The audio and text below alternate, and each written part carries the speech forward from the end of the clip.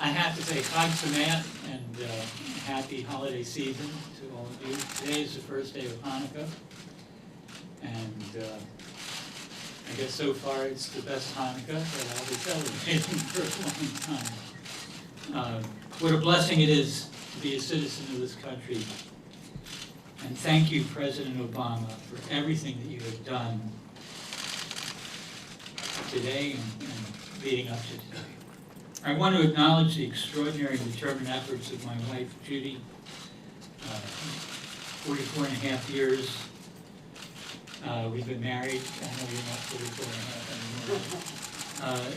And my lawyer and personal Moses, Scott Gilbert, and their efforts to restore my freedom.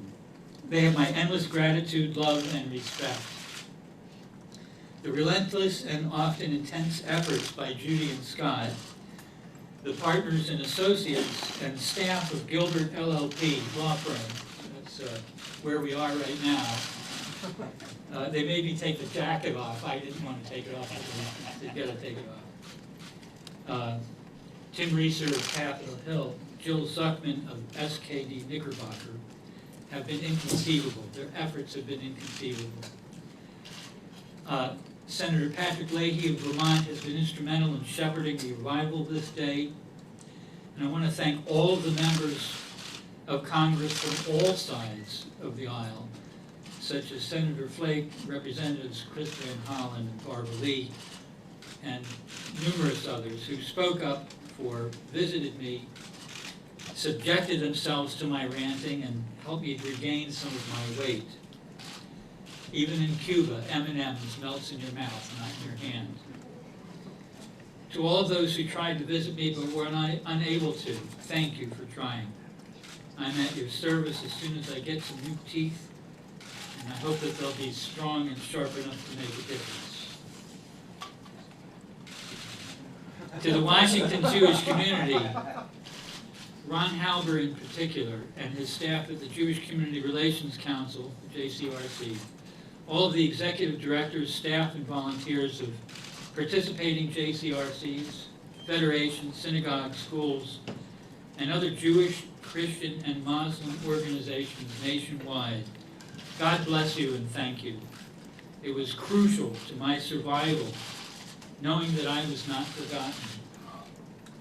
Your prayers and your actions have been comforting, reassuring, and sustaining. And to my extended family, especially my sister Bonnie, my cousins and friends, Howard, Bruce, our Shabbat group, Noni and Larry, and so many others who exemplify the true meaning of friendship. Thank you. I do understand that there are many others who actively participated in securing my freedom, of whom I'm only nominally aware at this juncture. I promise I will express a more direct and personal gratitude just as soon as I know who you are. But ultimately, the decision to arrange for and secure my release was made in the Oval Office. To President Obama and the NSC staff, thank you.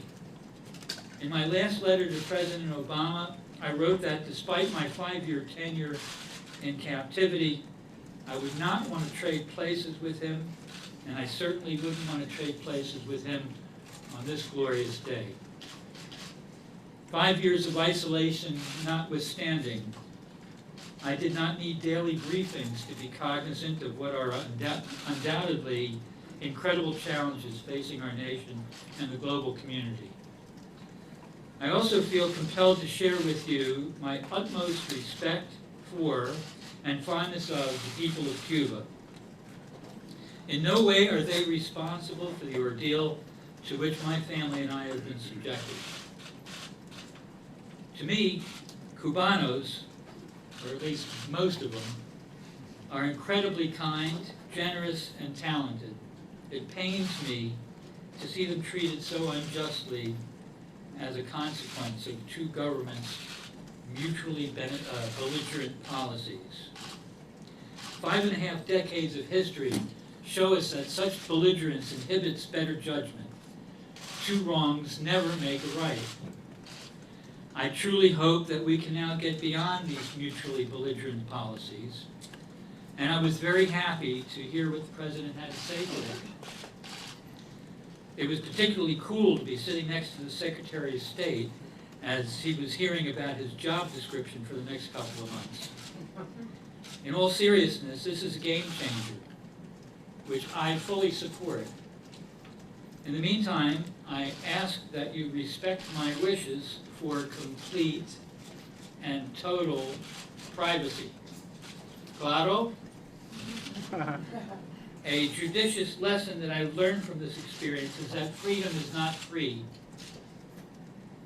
And as personified by Scott and our entire team, we must never forget the two pillars of Moses' covenant, freedom and responsibility.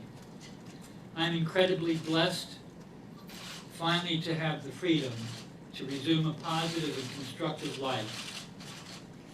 But for now, I'll close with a quote from one of Nelson DeMille's characters. It's good to be home. Thank you, and I wish you all a happy holiday season. Thank you. What are your wishes for U.S.-Cuban relations now, Alan?